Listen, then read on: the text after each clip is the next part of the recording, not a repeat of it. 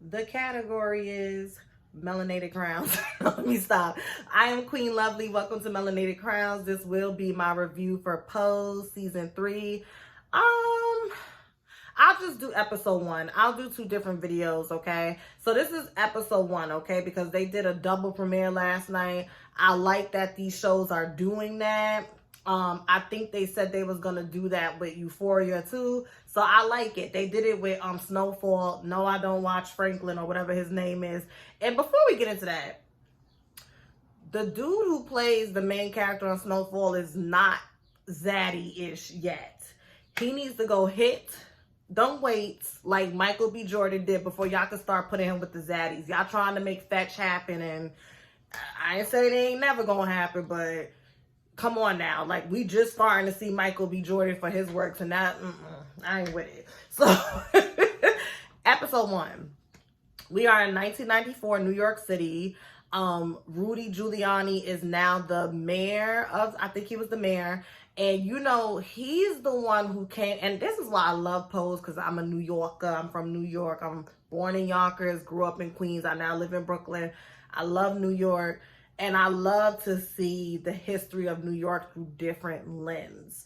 So this is around the time when Homeboy was just cleaning up all the prostitution, all the sex work. You know, Times Square used to be a place where you could go and get you a little, you know, whatever the case may be. And see, if you go back to the first season of Pose, in the first episode, they showed the Trump Tower for a reason. They added that storyline in for a reason, because that was the rise of that Trump luxurious era. And that's why the dude who was giving Stan the job said, this is the first time where you can be wealthy and you could be rich and you could be obnoxious and arrogant about it. New York City was going through a change. And even when I watched Sex and the City back, they talk about it. I think Sex and the City came out in 1998, 1999.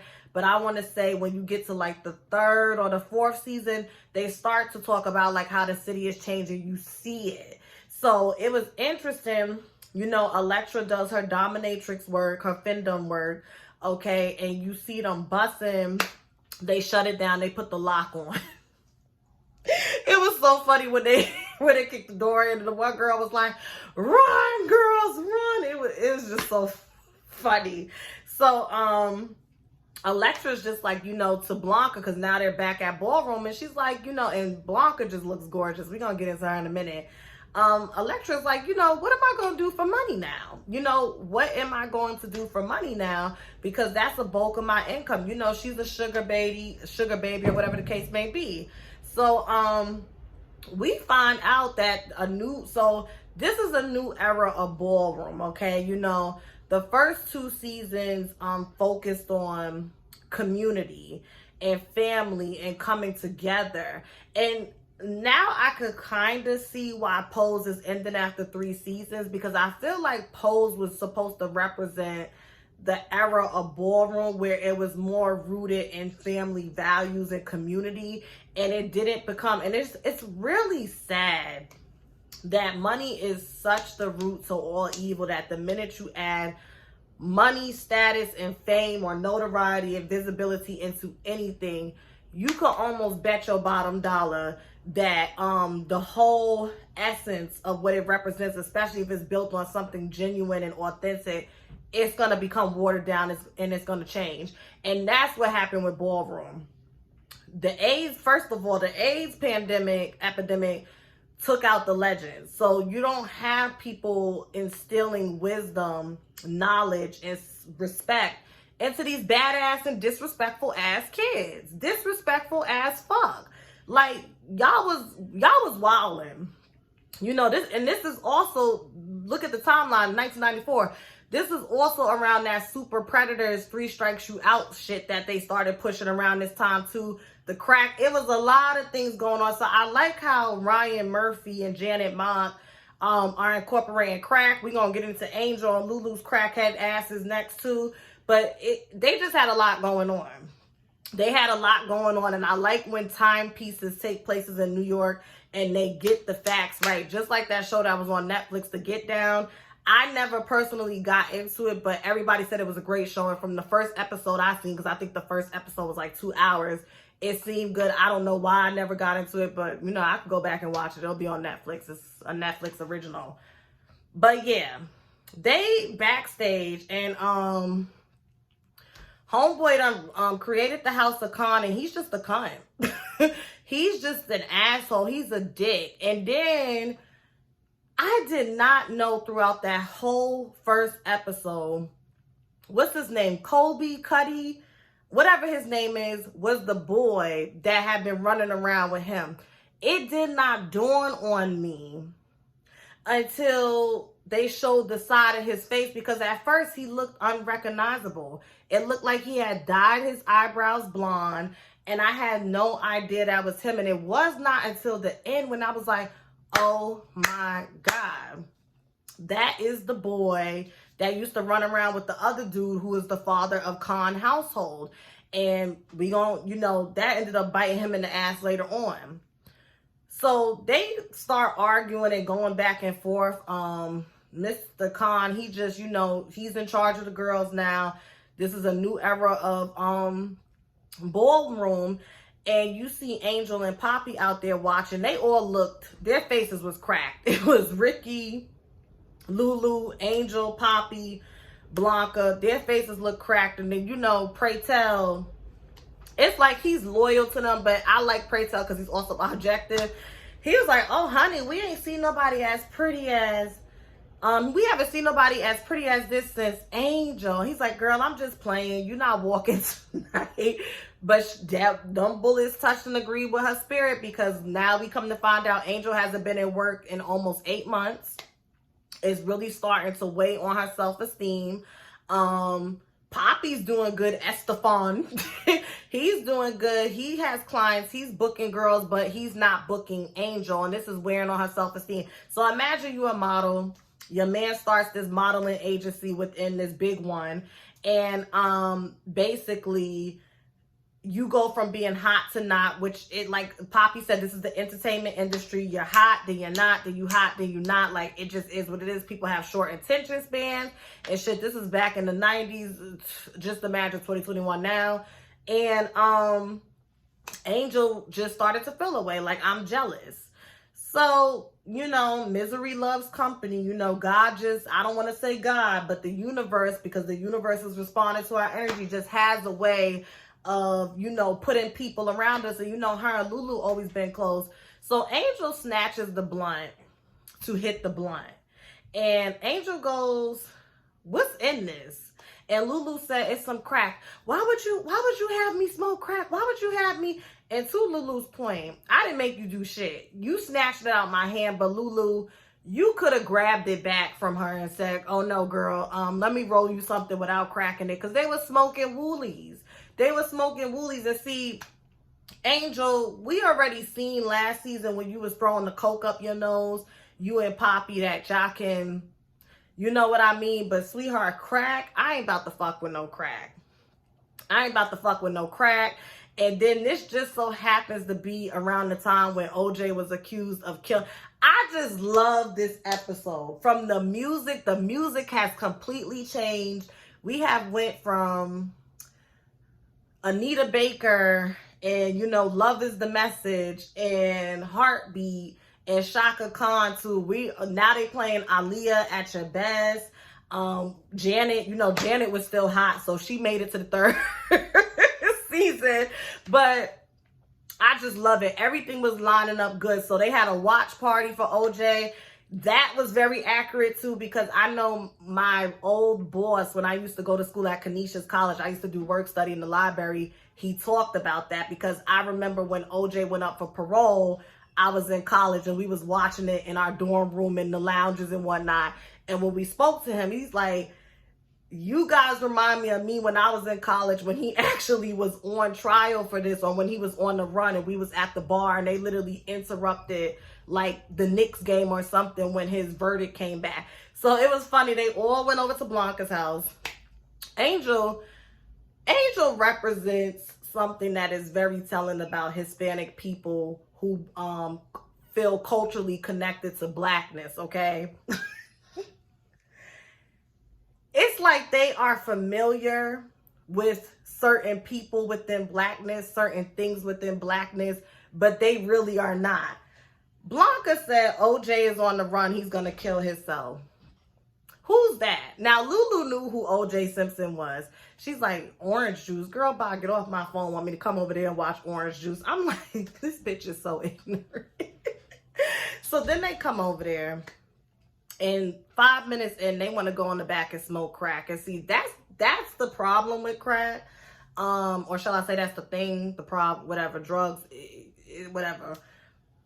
The high only lasts like that long. It only lasts that long, and then it goes away, and then you want more. And then you're chasing that first high. You're chasing that first high. So they're in the back. Praytel is a drunk. I forgot to mention that. He sells cologne. He still does the balls, but he's a drunk. And Praytel said, yeah, I ain't fucking with crack. Y'all bitches want to sit back here and smoke crack, go ahead. Poppy and Angel are so cute. They are so, that's a good man, Savannah. They are so cute. Praytel's drinking is getting out of hand. Apparently Damon is an alcoholic too. I don't know what's up with that shit, how they wrote Damon off. We're going to get into that in a second. Like, he barely was in the first episode. And then y'all just wrote him off. And my hope, and see, this is what's scaring me. We already 2 episodes down for a 7-episode series finale. So that's the first 2 episodes was good. But it's just like, I want to see how y'all going to wrap this up. I really do. Is the last episode going to be 3 hours? Is it going to be a movie? Like, how are y'all going to wrap this up? Please don't do a Scandal. Because Scandal, I will never forgive Shonda Rhimes that you made a series finale 1 hour long with commercials. And it was lazy. It was so late. Y'all, I don't even want to get myself upset thinking about what the series finale is going to look like. But it's like, okay, Damon is an alcoholic. He's this, he's that. Why couldn't we get a backstory in regards to how he came to be an alcoholic? It would have been cool and interesting to see him, how he is as an alcoholic, because Damon has always been level-headed. Like, I don't like that. I don't like that at all. I really wish they would have fleshed that out. We know how Praytel gets when he's drunk. And I don't like how these first 2 episodes was centered on him. I think it should have been centered on Damon. I want to know what happened. Something had to have happened behind the scenes, because remember, all of these people on this show is based off of real people. And Damon is supposed to kind of be inspired by Willie Ninja. Yeah. I don't know. Because what happened? You on tour, you have your own house, what happened? And how the roles have turned, because Ricky is now, we'll get into that. So, I'm trying to see what happened. Okay. Towards the end of this episode, they all go and say bye to the boy. That was really sad. It was really sad. And I really liked that dialogue between Elektra and the boy's mother when she said, I feel so guilty for rejecting him due to his sexuality. My ignorance, I didn't know how to deal with it. And Elektra, and remember, this is 1994, at the height of the AIDS pandemic, where they're still telling people that you got the virus because you're sinning because you're gay. This is what they were still peddling, okay? They was telling people that if you was a heterosexual woman, you weren't, using drugs like with syringes, and if you have an anal sex, you can't get it. Like, this is how ignorant they were back then. Elektra said, there's nobody out here telling y'all how to raise y'all gay sons, or how to accept your gay sons, or how to have conversations. So you're literally doing the best that you could. Once again, I've done all I can with all that I know and all that I have. Like, it just is what it is. So I like that. And I also like how they've written Elektra's character. She's still sassy. She's still going to get you together, but she's more empathetic and down to earth. So I like that growth. I love it. Blanca has a new man. She goes and sits down and meets with the parents. I knew from the time that the mother hugged her that the mother clocked her. I knew the mother clocked her. I knew something was off. She's just your typical condescending, you know, Claire Huxtable type of mother. You're too good for my son, and then on top of that, I mean, my son is too good for you, and on top of that, that's her only son, that's her only child. Yeah, I need a man who has several siblings. I ain't got time for that shit. But yeah.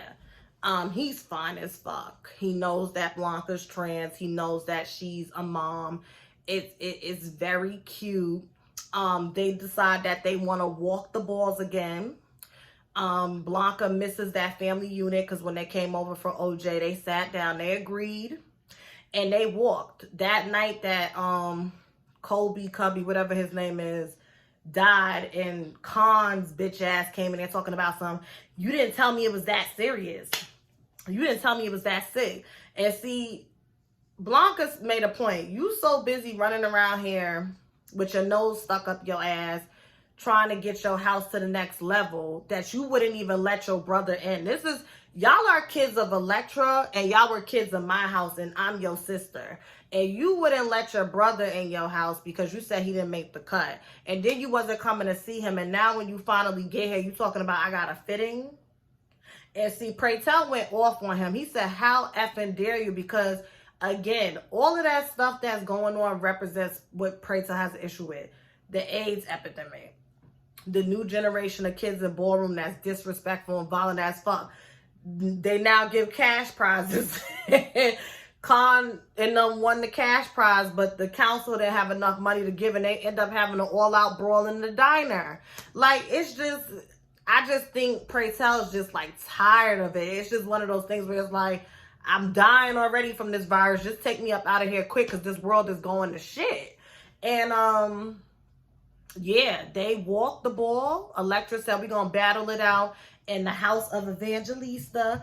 Took the grand prize, and you know, Blanca, being a class act like she is, decided to give a speech about what ballroom really means, and then they donated their $500 to somebody. I forgot who they donated it to, but it had to do with ballroom.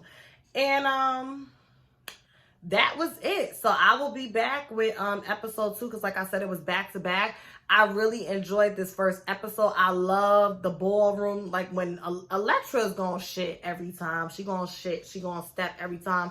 I loved it. It was good to see Damon Vogue. It was good to see Angel come down with her dress.